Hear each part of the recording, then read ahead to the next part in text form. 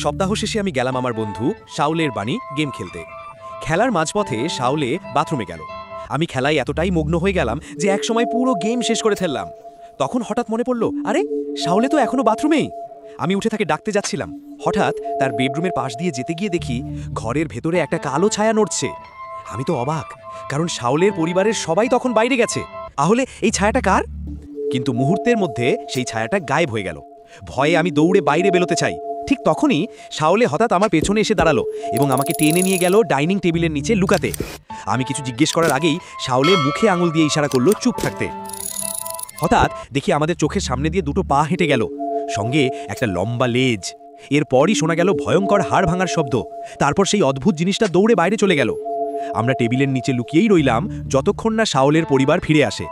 পরে খবরে টিভিতে জানানো হলো চিড়িয়াখানা থেকে একটা ক্যাঙ্গারু পালিয়ে গিয়েছিল। তাহলে সেদিন শাওলের বাড়িতে যে ঢুকেছিল, সেটা কি সত্যিই সেই ক্যাঙ্গারুই ছিল?